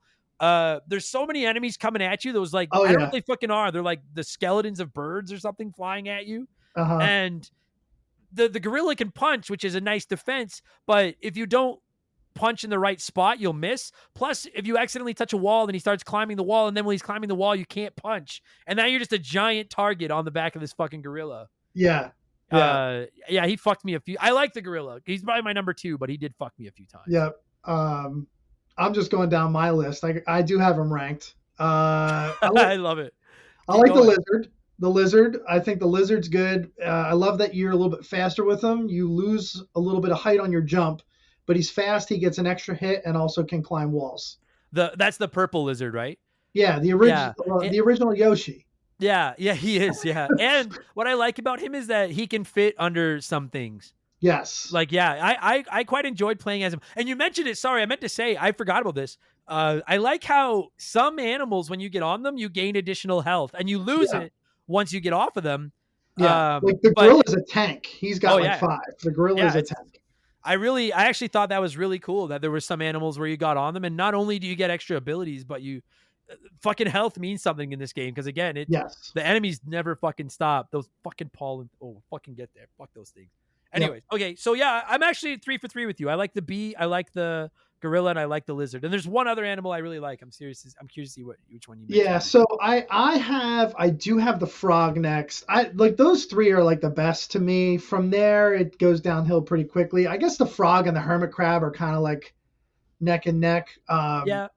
The frog, you're able to jump on enemies. You'll only have 3 hits, but you go really slow. You have to basically like spam the jump button to keep up your speed as you're moving because otherwise it's like you are crawling across the map. And you know what's fucked is that I didn't realize it until I got into the game for a while. It's got Mega Man DNA, which shouldn't surprise me. It's Capcom. The spikes are insta kills. Yeah. And so when you're controlling that fucking frog, and like you said, you're either crawling or jumping. When you're jumping, there's certain areas where you need to be careful where you jump because you might accidentally go up and touch the spikes. And then it doesn't matter that you had 5 fucking hits in your health bar. No. Fuck you. Yeah. Fucking goddamn Capcom, you heartless bastards. But you could jump on enemies, so you had a little offensive attack there. Yeah, Um, which I liked. Then you have the hermit crab. You only see him in that one level. You have to jump really high, and then he'll turn upside down and burrow into the ground, which, again, as a kid, I thought was super cool.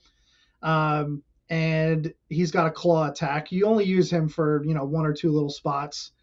After that is the fish, which he swims awesome. No offensive attack, but he's got 5 hits, swims really fast, makes some of the sections in that water level easier.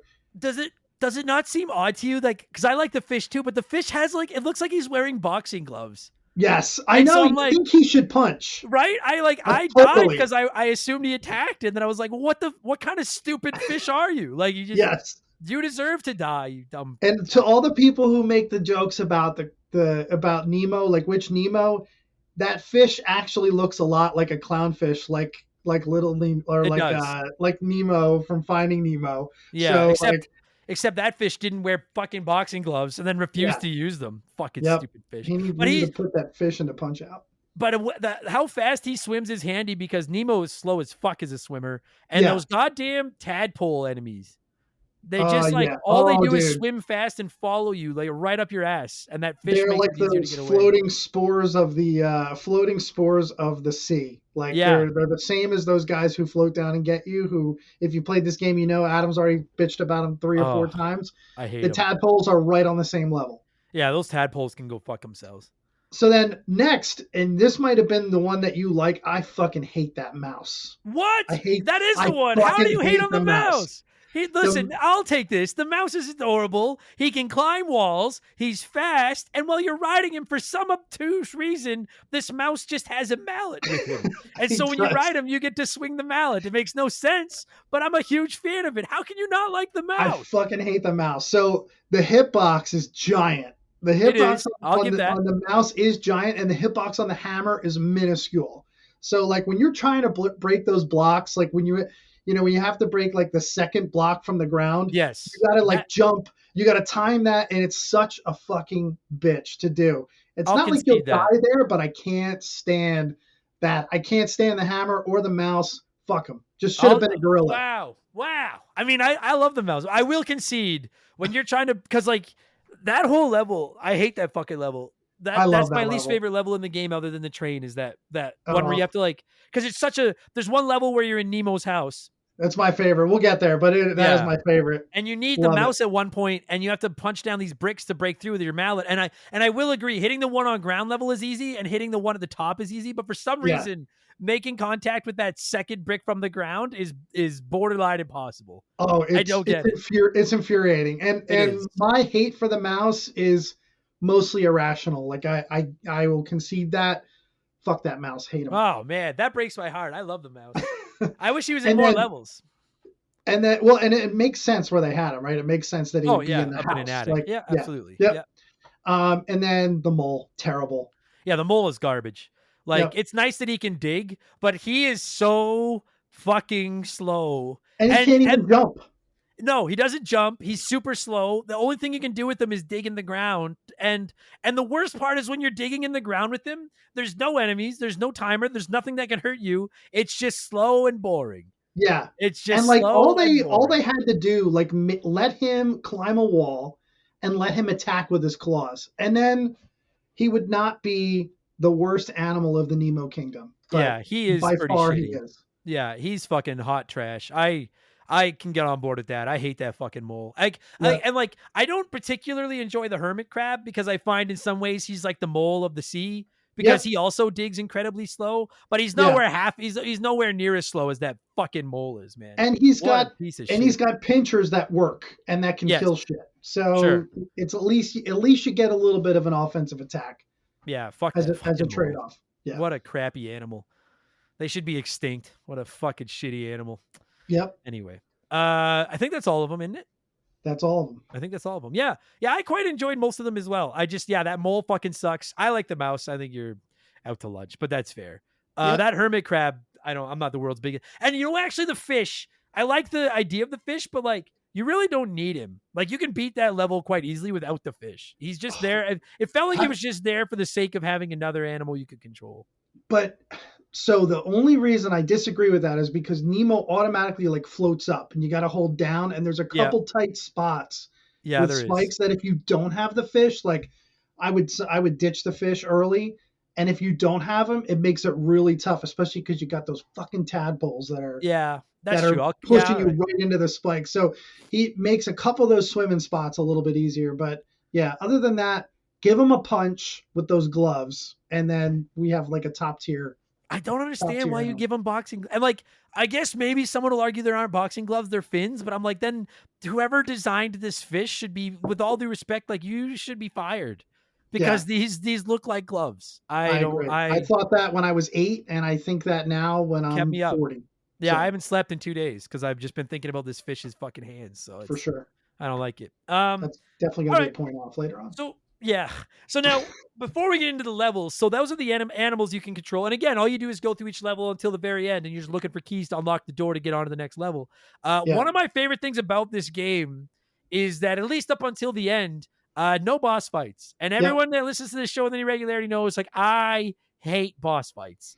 yep. And the idea that, like, dude, it's literally, if you want to, you can get through a whole level without killing a single thing. Just get the animals you need to get the keys you need to get to the door, and you're out. And you don't touch anybody. Yeah, the And pacifist I'm curious to strategy. know what's that. The pacifist strategy. I got you. Yeah. I'm just curious. I don't know where you stand on boss fights. I presume that you don't hate them as much as me because I've got an irrational despise. I hate them so much. Yep. Where are you? Like, do you wish that because I was a little shocked that the end of the levels didn't have boss fights. I'm No, not I think upset, but I actually like how they do that. I like how they don't have boss fights. They put the focus on basically the exploration and then figuring out the puzzle that is each level with what order you need to find each of the animal power-ups to get the keys and to get out of there. So I right. like that. And I do like that later on, okay, now you're in Nightmare Land. Now there are some boss fights, and some of them are kind of fun. So Yeah. I think they do it. I think they do a good job with it overall. It was just one of those things that, like, and again, it's not a dunking on the game, but it almost felt like I'm like, it felt like if they had a little bit more time or maybe a little bit more money to put into this game, we would have had some boss fights. Yeah. Like, I'm a little surprised. I have to imagine that their budget for it wasn't super high because they didn't know how well it would do. They're like, we got to get this thing out. Yep. And doesn't feel half-assed, but it does feel like I would be shocked if I heard an interview with the developers and they didn't have to leave some stuff on the floor. Yeah. Because they had to get it out.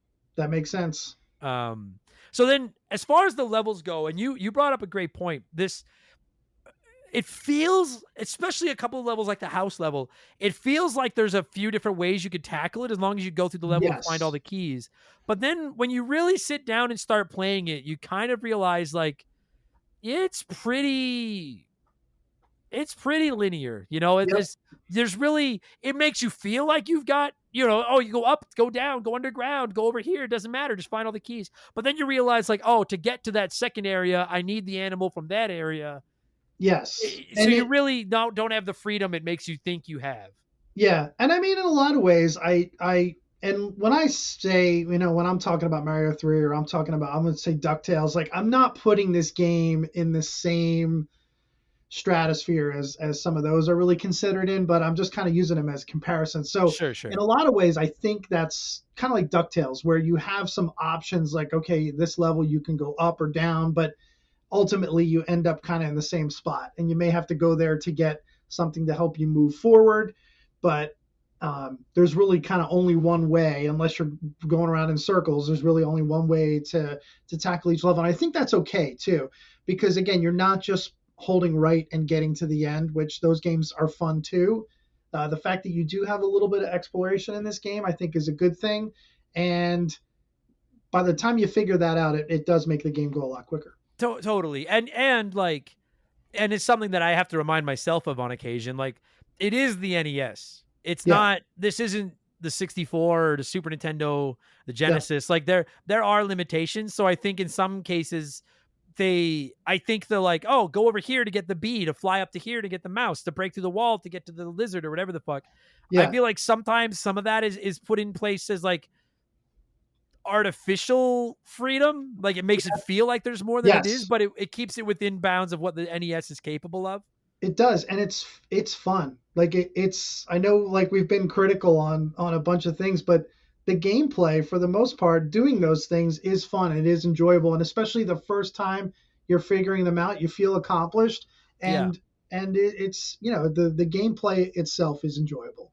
I agree with that. It is enjoyable, and I like that the levels aren't super long because Yeah, if you do die, because again, Infinite continues. The only penalty for dying is you lose the keys you've collected, but the keys are always in the same spot. So now when you reload up your game to keep going, it's almost not a penalty at all because you're like, okay, well I know I got to go up here and get this key and go over here and get this key, and then it's yeah, back to trying to solve the rest of it.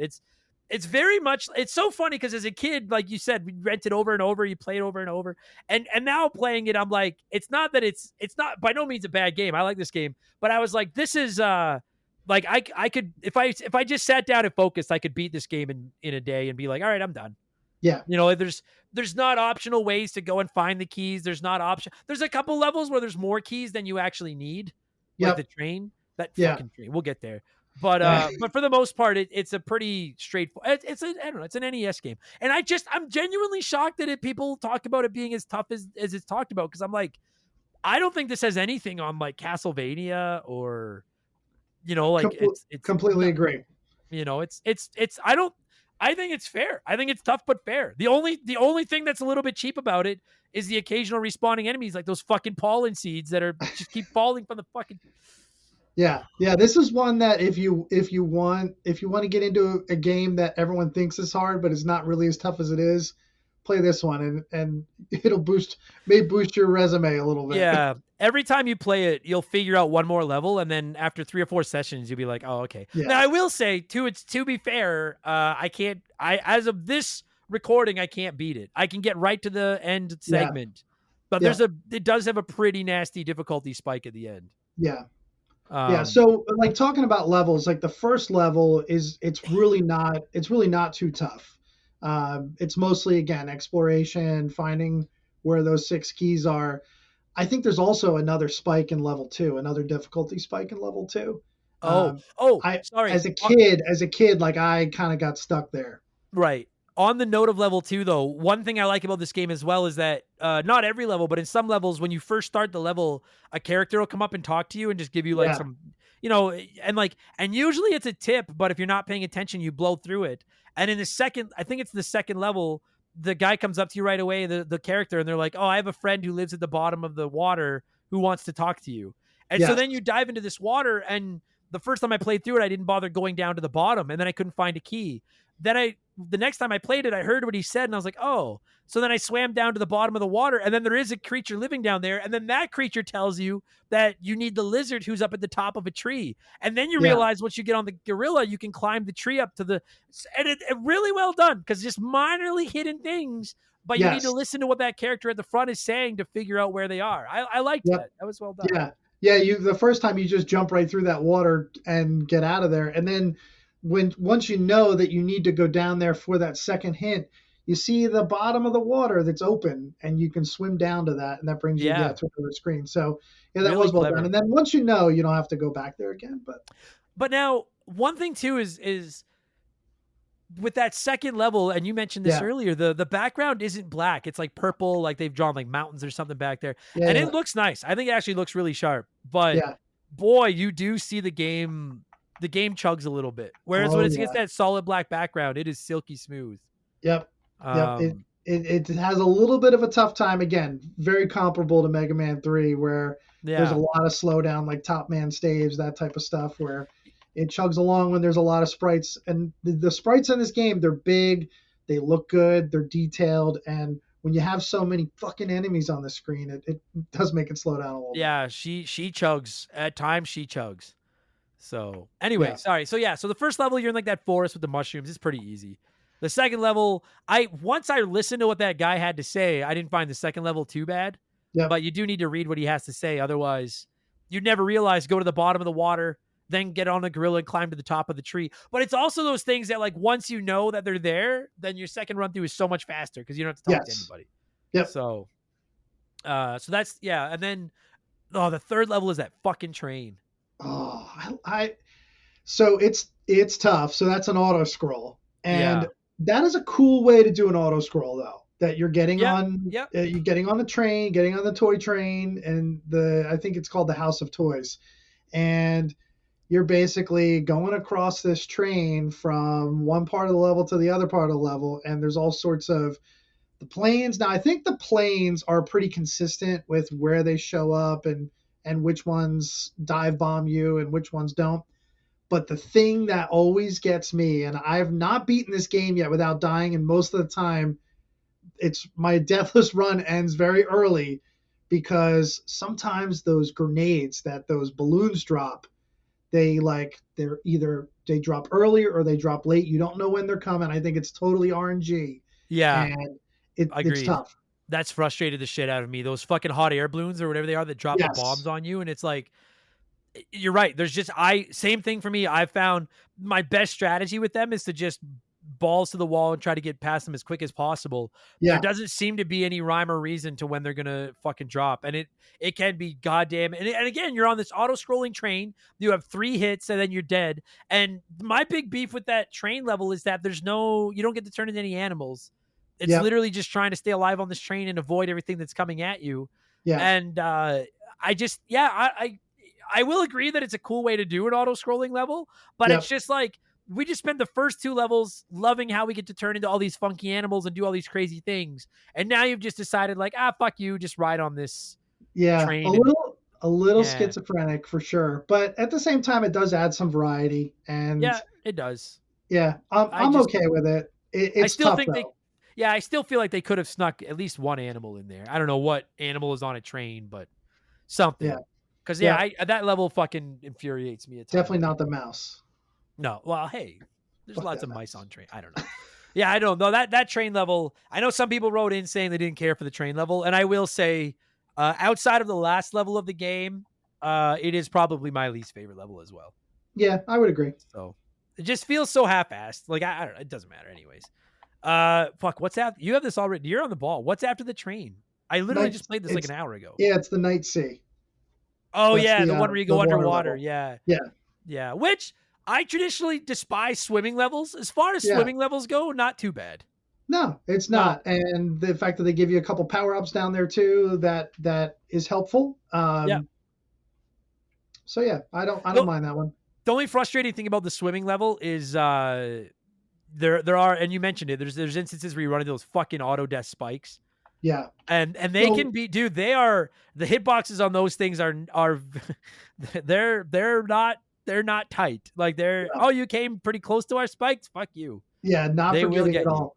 Yeah. So with that level, the one thing that, again, this is like one of those, didn't have enough time, I don't know, but there's one spot where there's a key, and I don't know if you got stuck here, but there's a key that you can only get to it by going into basically what's like a hidden cave at the end of a dead end. Yeah. And there's no visual indicator that this is like some kind of a cave that's going to bring you to one spot. So I passed that by, I don't know how many times I'm like, well, that's a dead end. Why am I going to go that way? Then finally I swung to the end of that and it brought me to another area where then I can find the key. That pisses me off so much. Just put a fucking cave entrance there to let me know I'm supposed to go in. Yeah, that same thing did happen to me because it literally just looks like you're swimming into a dead end, and I was missing one key. And then same, I eventually just swum into this dead end because I was like, well, I don't like at this point I can't leave a stone unturned. I got to look. And then you swim into this dead end, and then all of a sudden they're like, oh, by the way, you just somehow went into a cave, and now you're in a new area. It's and like they're hiding where you're. It's like one thing if you're gonna put a one up there or something, but it's like you're hiding where I'm supposed to go. And it. Like, you couldn't have fucking pulled a couple of dollars from your swimming useless boxing glove budget to animate a fucking cave entrance or something? Because, that pissed me off, too. Other than that, I don't hate that level. I like the very beginning when you're at, like, the crashed pirate ship and you're the hermit crabs and you're digging underneath. I thought that was actually cool. Yep. But fuck that cave. Yeah, I agree with that. Fucking cave. Yeah. Okay. Then it's my favorite level, Nemo's house. I love that level. I think my disdain for that level is just because I did get stuck there because that is like you're in Nemo's house, and it is a big level. You need to like go Yep. down into the basement to get one animal that turns into another animal, to get up to the attic to get a different animal, and there's a lot. It feels like a big overwhelming level, and then you realize like there is one particular path through it that's the only way through it. Yeah, there's a couple keys too that are hidden like in the very upper corners of the Yeah. level. Yeah. So it's really easy. There's one in the upper left-hand corner that when you first get the frog, if you jump up, you see it, but if you don't jump right away, you don't see that key, and you can go down the basement, go do everything else, and then you're missing this one key that is all the way back at the beginning of the level. So I can see that like really being infuriating because it's a big level. And once you get to the end and you don't have a key, you have to look everywhere. Yeah. Yeah. And what I found annoying about that level was it kills me a couple of times. Because there's a lot of enemies in that level. Those fucking monkeys that throw the plates can go fuck themselves. But the problem is that when you die, most of the levels when you die, it's really not the end of the world because the levels aren't all that long.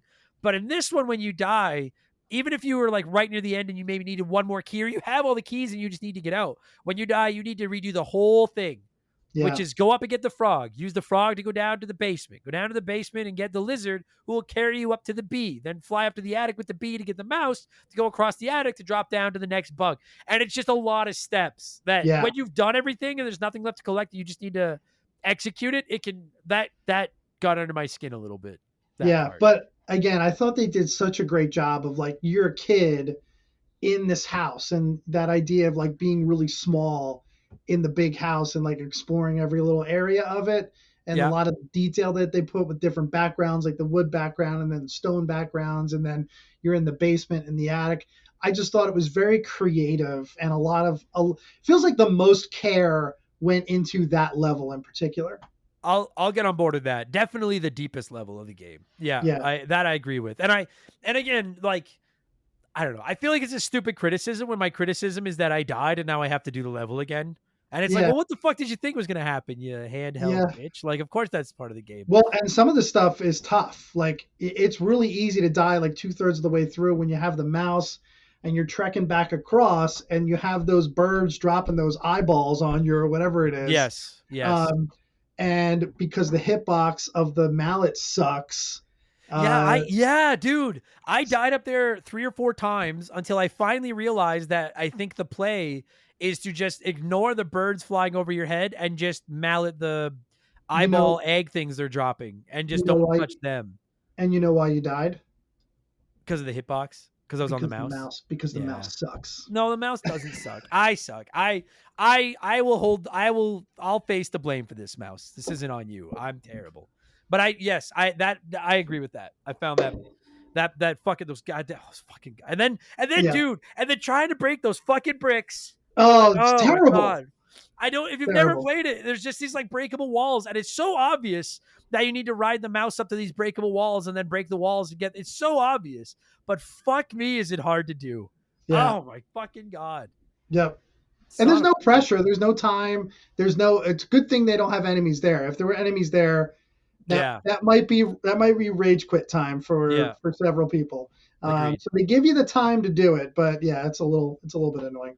Yeah, it is a fun level to explore though. Like, and you genuinely feel this like sense of accomplishment when you realize like there's no animal is dead weight. It's just a matter of figuring out what do I do with this animal? What do I do with this animal? It is a pretty cool design level. I'll agree.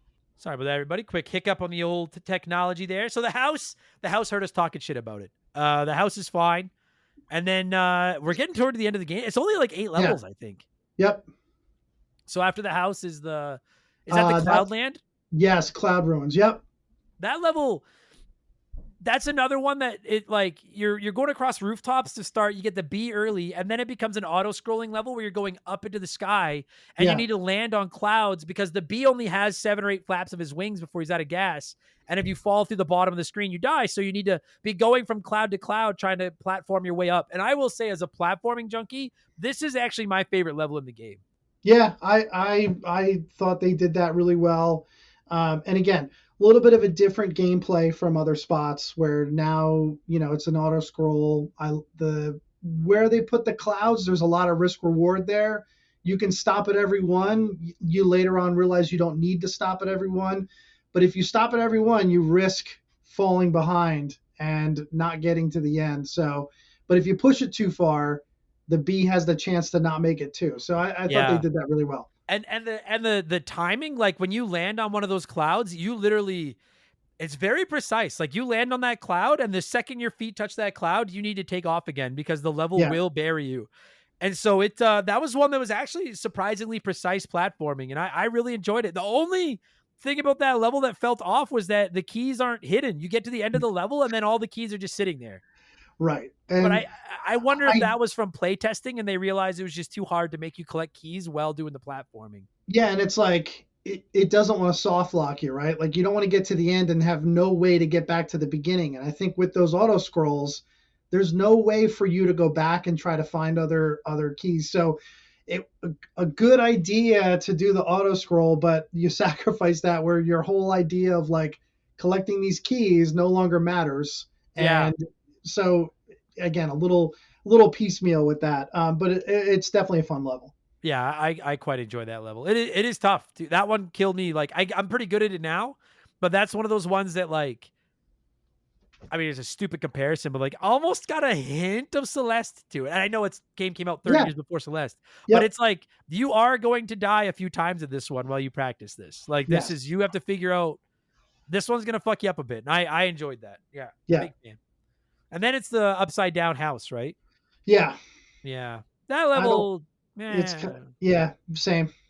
It's tedious. It's tedious, and it's like, all right, can we just get to the end now? That's kind of where I was with it. Yeah, like because there's really I didn't find that one, like I don't find it particularly hard to solve. It's just a matter of like not fucking up step by step by step. But I didn't find it to be I really didn't find it to be that hard of level. Like not complaining because I'm a pussy and I don't like hard things, but like I really didn't find it to be that hard of level.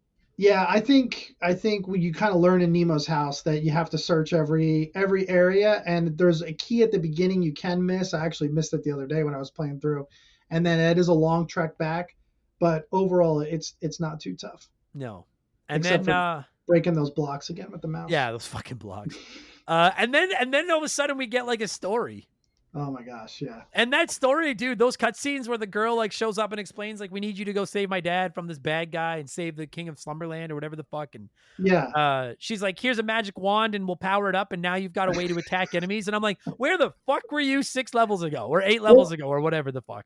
And it looks like it's sitting in his backpack the entire time. Like, I wonder how different the game would be if they gave you that early and they gave you some kind of offensive attack, and then maybe now when you talk to her, she powers it up so then it can fire the projectile. But like, I feel like you should almost have that at the beginning of the game. That would make it a little bit more fun to play. You don't have to just dodge everything. And thank you, because I was like, I'm looking at his sprite and I'm trying to figure out like because he's just like a kid in his pajamas. Yeah. And I'm like, what is by his head? Is that like a hoodie? Or is that because it looks like the wand? And I think it is. And the wand just doesn't work until she powers it up at the end of the fucking game. Yeah. So, and I love too, like, again, like the story, you play through these 7 levels and you make it to her. And then once you're there, she's like, oh yeah, that clown that we saw earlier, like, he was just here. He was just there to get you to come here because my dad's actually been kidnapped. And Nemo's just like, I don't think I can do that. I'm just a little kid. Like, I can't save a king. And she's like, oh, I have this morning star that will help you defeat him. And he's like, well, I don't know how the hell to use that. Like, what am I supposed to do? Who do you think I am? And she's like, don't worry, it's the land of dreams. I'll cast a spell on it so you can use it.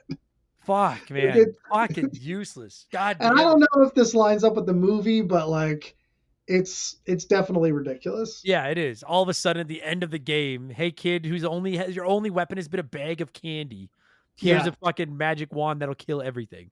Yeah, and then you get into this better than like poking holes in NES storylines. I mean, come on. And then you get to the final level. There's no keys to collect. You just have to fight some bosses and use the wand to like attack them. It shoots like projectiles at like a 45-degree angle toward the sky in front of you. Yeah. And I don't find the first half of this level too hard. You hop on the lizard and you dodge some fire and some spikes, and then you fight a weird penguin that sends his babies after you. Yeah, to get slaughtered. Yep. Yeah, and I really like that whole part. I don't like. I beat it on like my second try. I didn't find that bad at all. Yeah. But then it sends you into what I presume are like the depths of hell, Yes. and everything is like dark purple rocks, and there's fire shooting out of everywhere. Yeah. And I to this moment have not beaten that part. Yeah. So I can't speak to how it ends. Yeah, it's definitely difficult. There's like a spot where you got to jump across with a lizard and get a frog, and there's all this fire coming at you from above, which earlier on, I guess you're supposed to learn that when you're on the lizard, that you can kind of duck into those like 1 unit spaces, and that allows you to get underneath the fire, even though the fire is definitely touching the top of Nemo's head. Apparently, it doesn't hurt you. No, because lizards are fireproof. You know. Apparently. That. Yeah. So that makes that part really difficult, and then you have to do the whole thing again with the frog. That's where it gets me, is because while you're trying to climb up this fucking area and not get touched by the fire, where you only have 3 hits and then you die. The fucking these stupid, I don't know what they are. They look like, you know, when you blow like a dead dandelion and all the seeds fly everywhere. That's what they are, but they have a sinister laughing face on them, and they just keep falling from the sky, and eventually they stop over you and come straight down at you. And avoiding them, where the problem is, I get up there with the lizard, I jump to the part where the frog is, and then you have to leave the lizard to feed the frog candy, and by the time I get candy in the frog's mouth, those dandelion things have fallen from the sky and killed me. Yeah. So like you can bait there's like one you got to bait at the top. Like before you jump, you have to wait for one. You wait for him, bait him down, and then you can make the jump and then be free of him.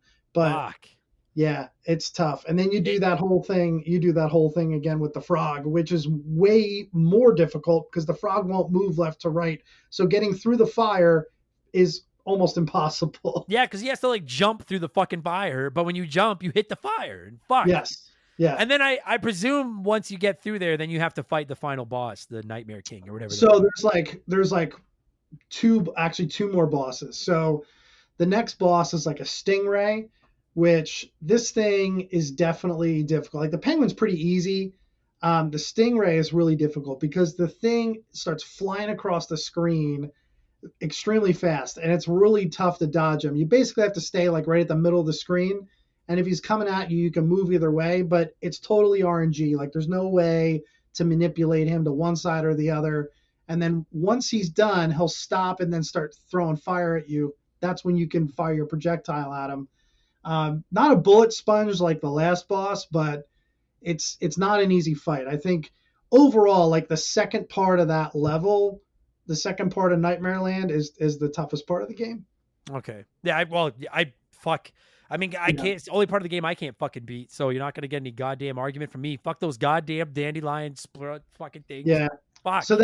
So then there's one more part to it. Again, it's kind of like a Wily level where you have like these 3 areas of it. So the last one's like a little bit of a final exam where you have to get a lizard. Same thing like with the last one. You get a lizard, then you go up to get a bee, and then the bee gets you to go to the last animal of the game, which of course is that fucking mouse. Mouse. And then you climb like the final cliff, and it's really cool actually when you climb that cliff because you know you're getting to the end because now the Nightmare King is like looking over you as you're going across like these last fire pits, which is not tough. And then you get to the final boss. That's cool. Which is the Nightmare King. So then, spoilers, when you beat it, like, does he wake up? So once you beat it, then you get you rescue the king. You have a conversation with the king. He's going to make you a prince and return you back to your home. And then the game basically ends with mom telling you to wake up. And it's very like Mario 2, the ending, where he's like looking out the window. And it's like, was this all a dream or was it not? I mean, you presume it was, but. I mean, it seemed obvious that it was going to be like, you know, these were all dreams and everything because it's literally the name of the fucking game. Yeah. But I was just curious if there was going to be like some twist where it was like, oh no, this was real life and real life is a dream and this is all a simulation. Yeah. And I mean, I think it leaves a little to interpretation there. So all right, I like it. It's pretty deep for a kid's game. It's pretty deep for sure. Good game, man. I have to say, like, I'm not, it's not a dig, but like, you have been on me to do this game for the better part of half a decade.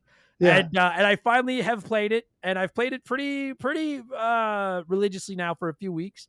And I'm it's a fucking, like, is it my favorite platformer on the NES? No, but it's a rock solid little platformer. I wish it was on somewhere. Like, I wish it wasn't I know. dead, you know? Yep.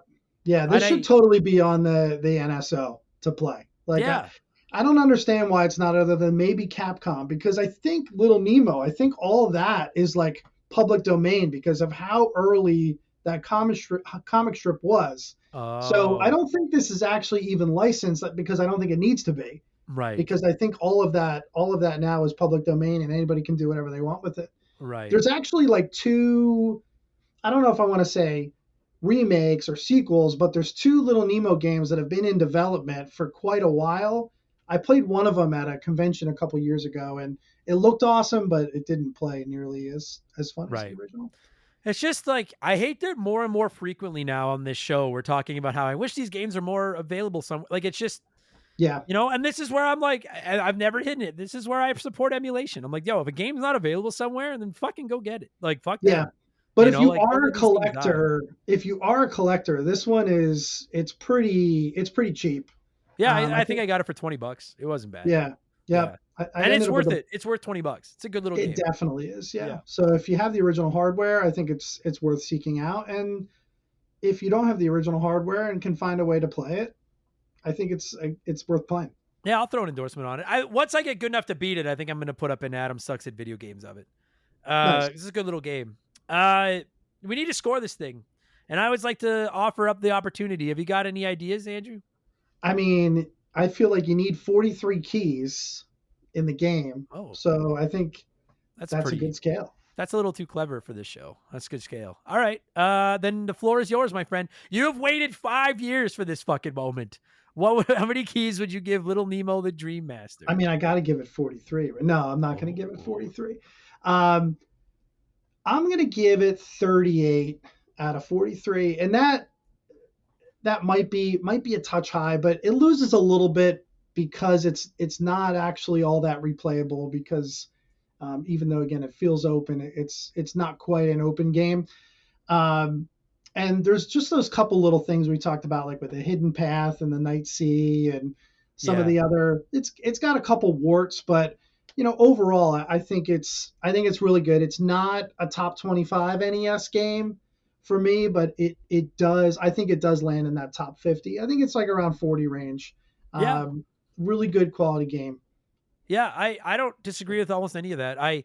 If I have one criticism of it, it's like you said, it's just unless you want, and I guess it's certainly not the only NES game that's like this, but unless you want to replay it, it's like you're done. You beat it once, you know how to do it, it's done. Like I said, I've been playing it for a couple of days, fairly like an hour per session, and I'm basically at the end of the game. So I'll give it 34 because I like the whole reversing the numbers thing. It's like a 7.5, 8 out of 10. It's a solid. The thing is like I think its biggest problem is that by NES standards, there's nothing it does better than other. There's better platformers. There are cuter games. There are better looking games. There's better controlling games. Everything it does is done better, but it does everything relatively well. Yeah, there's one thing that I gotta mention on it. I think the music is really good. Like I love the music. Again, Capcom really had it figured out with music, and while it's not like at the level of Mega Man musically either, some of the tracks totally belong in like a Mega Man game, especially towards the end. Like they held back their best music for the very end of the game. The boss fights in Nightmare Land, the Nightmare Land theme in general, and then the final boss fight. Like those are all awesome. And a lot of the other music, they use that, like it sounds almost like an old carousel at a carnival, which fits with the music really well, or fits with the theme really well all the way through. Yeah, agreed. Yeah, obviously you all have heard some of the music already, and there'll be a little bit more music coming up. The music this game is just like Capcom. I'm telling you, man, like people like Capcom for a reason. Capcom makes good shit. Not everything they do is great, but a lot of it is pretty fucking good. And this Yeah. was in an era where everyone was just shitting out every game they could make to get it on the NES as fast as possible. I think they did a pretty good job with this one. Yeah. So, good shit, man. Thank you for taking time to do this, and obviously, thank you for keeping this game on my radar. So, Dude, consistently for years. I really appreciate it. I really appreciate the opportunity to talk about it, and hope I think we did it justice. And I do too. Yeah, It's sad. This is the end of an era here at Remember the Game. There's no more. I don't know what to do now. I know. I got to see what game takes Little Nemo, because now there's going to be like 40 people that every week are going to be like, do my game, and I'm like, maybe you'll break me, maybe you won't, and you broke me. So, dude, if people want to see more of your shenanigans, where can they do such a thing? So I am on Twitch. I don't stream all that often, but I'm at Twitch, twitch.tv/Bucklox27, BUCKLOX. So you can find me there. And I just have one other little PSA, if you don't mind. Yeah, no. I know a lot of people listening. I know there's a lot of parents that listen to this. I am a teacher. I love my job. I love my career. I have a lot of support. But I will say, if there's a teacher that's out there who has made an impact on one of your kids, take a couple minutes and just send them an email and let them know that, because you definitely will make their day. You might make their week or their year. And there's a lot of people out there doing a lot of awesome things. And that simple thank you goes a long way. And again, you can really make an impact on that person that's dedicating a lot to your kids. So that's it. I can get on board with that. I feel like everybody today, it's so easy to go online and just shit on stuff or tell people they suck or get mad. Or people never think to go online and send a message when someone does something nice. Yeah. So I agree. Yeah. Be nice to your teachers. Buddy, great talking to you. Good job. And this episode actually goes live in 7 hours. So assuming I didn't fuck anything up, this episode will be live. Andrew's Twitch will be in the description of this podcast, presuming that he sends it to me to put in there in time. And buddy, thanks for doing this, and thanks for all your support over the years. I'm very grateful. You got it, man. Thank you.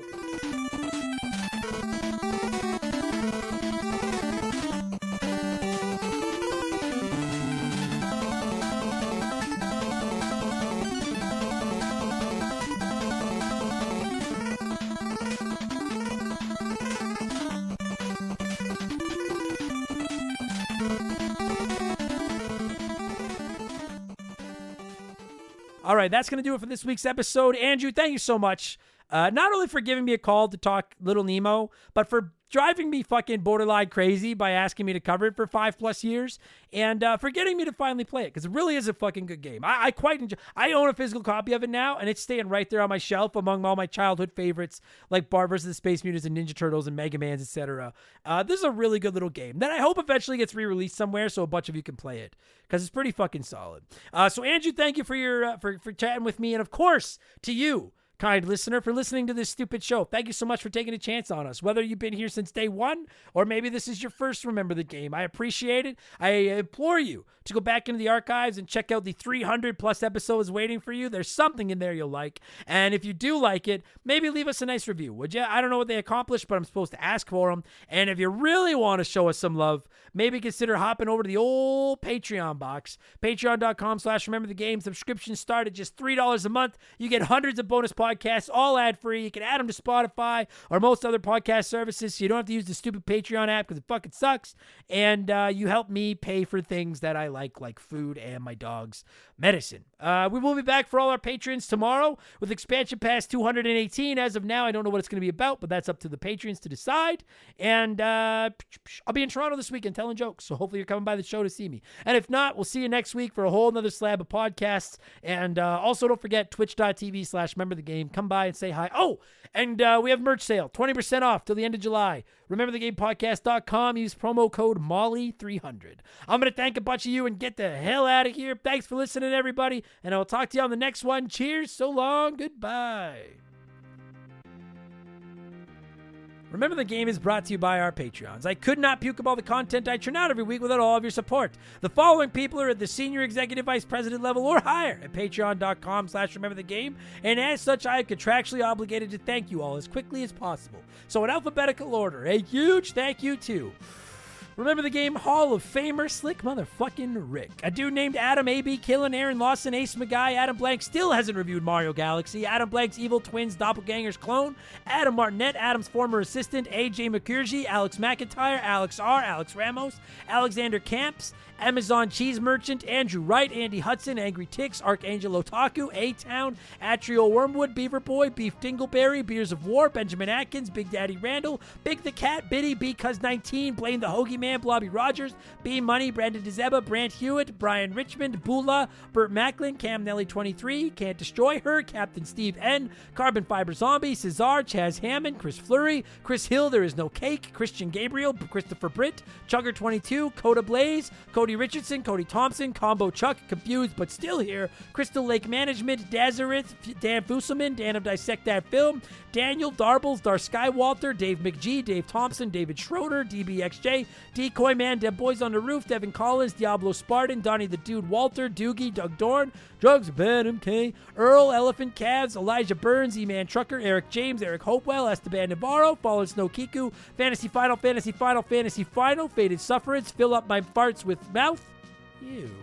Flinny123, Frosty Bear, Frosty Feet 492, Fuzzy 99, General Fury, G9PSX, Gabe, Gluscapin, Gonzo for Sheriff, Graham Kennedy, Guy Who Does Things, Hegel Waffle, High Plays Drifter, Hitchy Poo, Holmes, I cancel my Netflix to afford this shout out, Itchy Nutsuru, Isaias, Jake Carter, Jameer Williams, James Clark, James O. Francesco, Jeff Bergeron, Jimothy, Jay Callahan, Jay Nasty 15, Joe Buck, Joe the Sandman, John M. Watkins, John Woodruff, Johnny from Virginia, John of the Adult Children Podcast, Juris Dr. Mario, Just a Fish, Just Call Me Bob, Just Car Pranks, Justin Blair, there's a voice crack, K. Yatch, Kevin Monroe, Kia Pup, Laces Out Dan, Leo, Leroy Westrich, Lil Body Fufu 89, Liquor Like Luigi, Lord Long, Ron Bon Hugendom II, Lotus, Lucas Shaman, Lucas Valadez, Madam Nudsich, Makeshift Mellow Magic Money, Marcus Mendoza, Mark Sneed, Babanu, Matt Zeus, Maverick Marty, Max Lagru, Max Saindon, Mellow Yellow 8787, Mercury 869, Mike Maloney, Mr. Jabroni, Mizuru, Monstrous D. Boner, Morgan, Musty Beetle,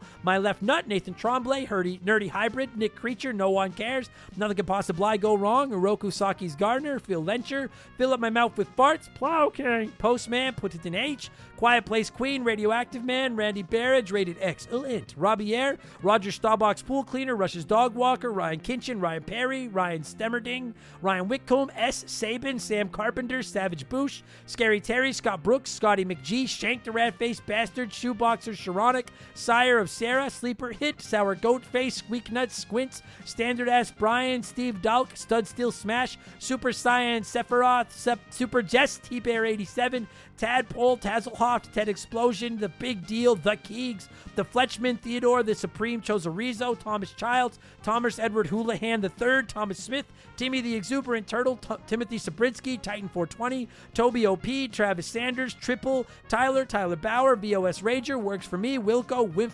15, Wolfgang Darren, Wolf Magic 21, Wyatt the Surgeon Who's Not a Surgeon Row, X Maverick X, Yes It's True, This Man Has No Dick, Youngster TK, Zach Shepard, Zamatos, Zane Donovan, Zonko 504, and Z-Train 22. That's a fucking rock solid batch of shout outs right there.